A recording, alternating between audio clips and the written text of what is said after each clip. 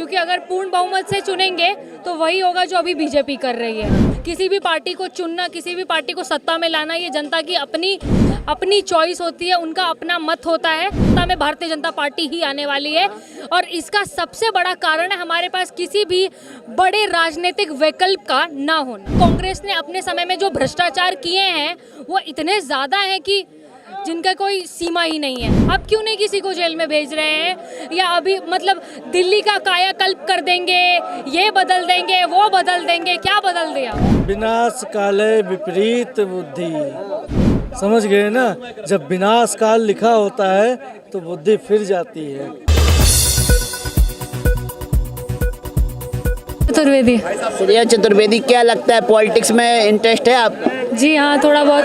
कौन सा political leader आपको अच्छा लगता है? जी, अगर आज के टाइम में देखा जाए तो ऐसा कोई व्यक्ति विशेष तो मेरा फेवरेट नहीं है, क्योंकि सबकी अपनी अपनी खामियां हैं, अपनी अपनी गलतियां, जिनके ऊपर उनको काम करने की बहुत ज़रूरत है। लेकिन जब इलेक्शन की बात आएगी, 2024 आने वाला है, तो इसमें आप किसको परफेक्ट देखती हैं? देखिए, मेरे हिसाब से किसी को भी पूर्ण बहुमत से नहीं चुना जाना चाहिए, क्योंकि अगर पूर्ण बहुमत से चुनेंगे तो वही होगा जो अभी बीजेपी कर रही है। और कांग्रेस भी पूर्ण बहुमत से आई थी तो अपनी मनमानी कर रही थी, भाजपा ही अपनी मनमानी कर रही है। आपको लग रहा है भाजपा और मोदी जी मनमानी कर रहे हैं? बिल्कुल लग रहा है। अच्छा, मतलब आज कांग्रेस, मुझे ऐसा लगता है, देखिए, अगर कांग्रेस से तुलना न की जाए तो बीजेपी को भी अपने मतलब कार्यशैली में बहुत सुधार करने की जरूरत है। अगर इंडिपेंडेंटली देखा जाए, स्वतंत्र रूप से भी देखा जाए तो तुलना नहीं कर रहे हैं। आज कांग्रेस के एक प्रवक्ता हैं बहुत बड़े, सुरजेवाला, उन्होंने बोला है कि बीजेपी को जो लोग वोट किए हैं, बीजेपी को जो लोग समर्थन कर रहे हैं, वो सब राक्षस हैं। तो ऐसा बयान देना ठीक है? नहीं, मुझे नहीं लगता है कि किसी भी राजनेता को किसी के ऊपर ऐसे आरोप प्रत्यारोप का खेल खेलना चाहिए। सबको अपनी राजनीति सुधारने पर ध्यान देना चाहिए और जो भी पार्टी सत्ता में आती है उसको मतलब देश के हित में कार्य करना चाहिए। तो अभी जो कांग्रेस के प्रवक्ता बोले हैं उसको आप कितना अहमियत देती हैं? राक्षस हैं क्या सब लोग? जी, मैं उसको बिल्कुल अहमियत नहीं देती हूँ। किसी भी पार्टी को चुनना, किसी भी पार्टी को सत्ता में लाना, ये जनता की अपनी चॉइस होती है, उनका अपना मत होता है। वो जिसे चाहे जब चाहे चुन सकते हैं। कोई भी राजनेता किसी के ऊपर दबाव नहीं बना सकता है कि आप राक्षस हैं इसलिए आप लेकर आए हैं, या आप अच्छे हैं इसलिए आपने हमें चुना है।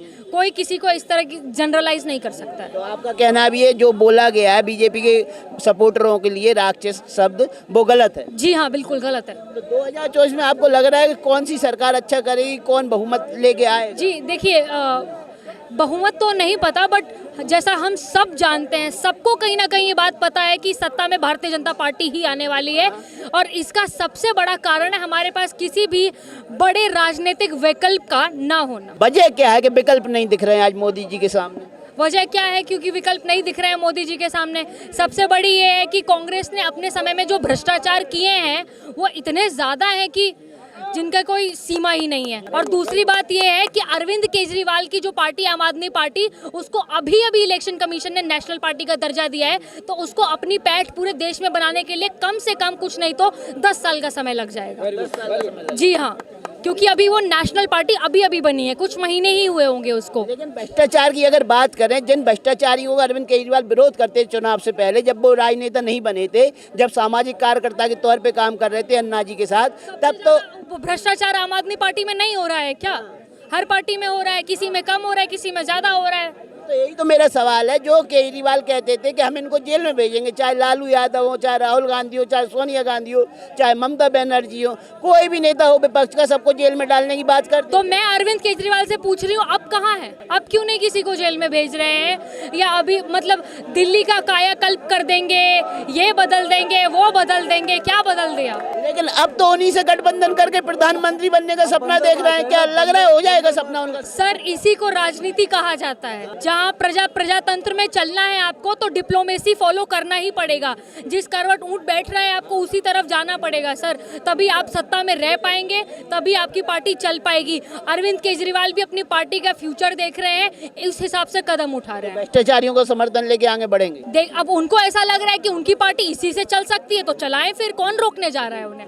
आप व्यक्तिगत तौर पे क्या विचार रखते हैं? मैं आम व्यक्ति के तौर पर ये विचार रखती हूँ कि कोई भी सरकार हो, भ्रष्टाचार नहीं होना चाहिए।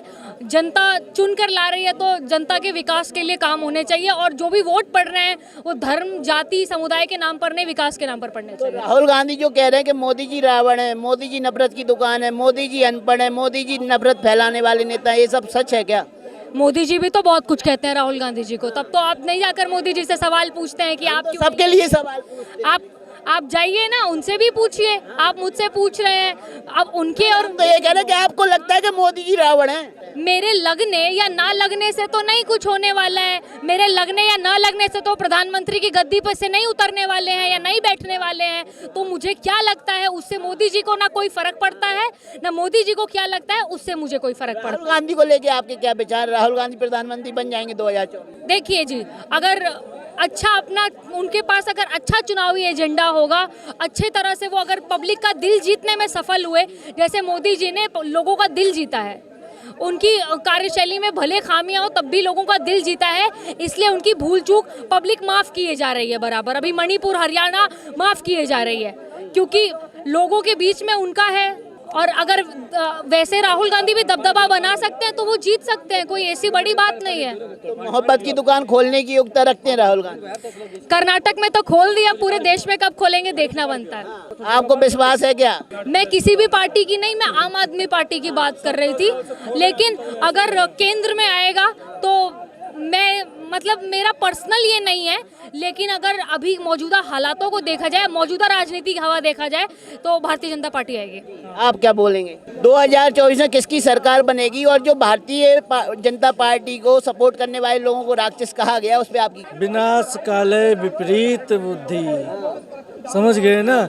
जब विनाश काल लिखा होता है तो बुद्धि फिर जाती है, फिर ना, समझ रहे ना?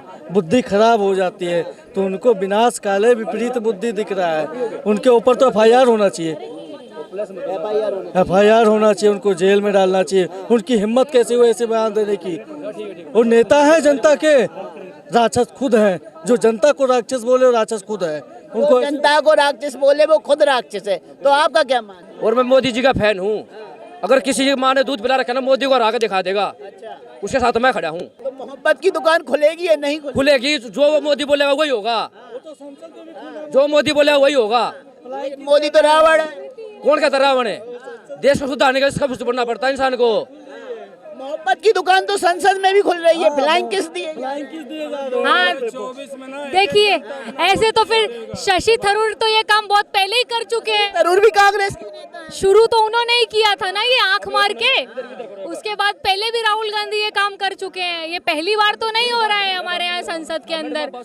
मोहब्बत की दुकान लग रहा है वो बहुत ही चुटीले अंदाज में था, मजाकिया अंदाज में था, बहुत बड़ी बात नहीं थी, कोई उसको इतना तूल नहीं दे रहा है। मेरे हिसाब से मीडिया को, चाहे मेन स्ट्रीम मीडिया हो या इंडिपेंडेंट मीडिया आपकी तरह हो, इस मामले को इतना तूल नहीं दिया जाना चाहिए, इसको वहीं छोड़ देना चाहिए साफ।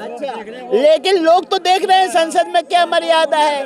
दिग्विजय सिंह पहले भी मोहब्बत की दुकान खोल चुके हैं अपने से आधी उम्र की लड़की से शादी करके। तो इस तरह की हरकतें नहीं होनी चाहिए। लेकिन राहुल गांधी ने जो कुछ भी किया उनका मतलब नहीं था कुछ वैसा, ऐसा जस्टिफाई किया गया है। स्पीकर ऑफ लोकसभा ने भी ये बात बोली है, तो उस बात को इतना बढ़ाना नहीं चाहिए मेरे हिसाब से। नहीं, क्या कहेंगे? देखो मेरी बात सुनो, मैं ज्यादा बोल लूंगा नहीं, छोटी बात में समझा दूंगा।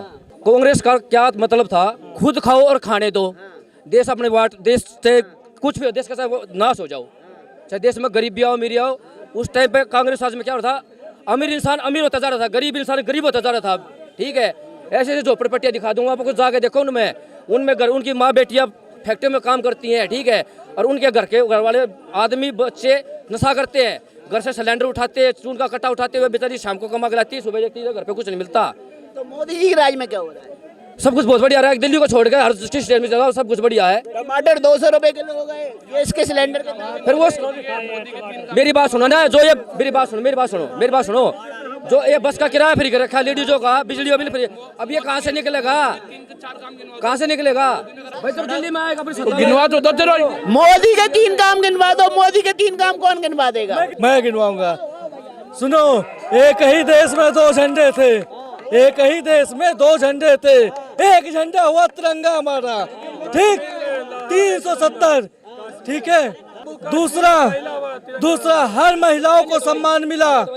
देखिए, हर महिलाओं को सम्मान मिला। हर घर में रसोईया पहुंचाएगी सिलेंडर, ठीक है। हर घर में गैस हुआ। आज भी बिजली का ले लो आप। एक ऐसा कोई गांव बताइए जहां बिजली नहीं है भारत में। रोड देखो, रोड क्या काम हर एक ऐसा गांव बताइए जहां बिजली नहीं है। उत्तर प्रदेश की सड़क, हम दिल्ली की बात नहीं करेंगे, दिल्ली में ना हुई है ना होगा, क्योंकि दिल्ली में हर जगह गड्ढे हैं, पॉल्यूशन भरा है, व्हाइट शर्ट शाम को ब्लैक होता है, ब्लैक। तो मोदी जी के काम गिनाओ, इधर उधर की बात मत करो। ठीक है, मोदी जी के कितने काम गिनाए? आप गिना पाएंगे मोदी जी? देखो, मैं अपने हिसाब से मुझे जो काम लगता है वो दो काम लगते हैं। पहला है इंफ्रास्ट्रक्चरल डेवलपमेंट, दूसरा है डिफेंस डेवलपमेंट, ठीक है। और तीसरा है जो इकोनॉमिक ग्रोथ हुई है थोड़ी बहुत भी, वो भले थोड़ी स्टैग्नेंट है, लेकिन अगर मैं देखूं तो अभी 3.72 बिलियन इकोनॉमी है, तो उस चीज़ का क्रेडिट ज़रूर भारतीय जनता पार्टी की गवर्नमेंट को देना चाहिए। जहां अगर वो मतलब तारीफ के हकदार है, वहाँ उनकी तारीफ की जानी चाहिए। महंगाई बेरोजगारी तो अभी चरम पे है, उसके लिए तो ज़रूर सरकार को काम करने की ज़रूरत है, उसमें बहुत काम करने की ज़रूरत है। गदर के फुल शो चल रहे हैं, लेकिन वही है ना, वही है ना, 2000 का सिलेंडर, 2000 के सिलेंडर से खाना खाएंगे, फिर भी मोदी जी को लाएंगे, तो उसमें तो क्या करना चाहिए? 2000 तो अभी सिलेंडर हो जाएगा। 1300 से 2000 होने में कितने दिन लगेंगे? अभी इतने में 1200 हुआ, 1300 हुआ, फिर हो जाएगा 2000। 20,000 होगा तब भी मोदी जी आएंगे।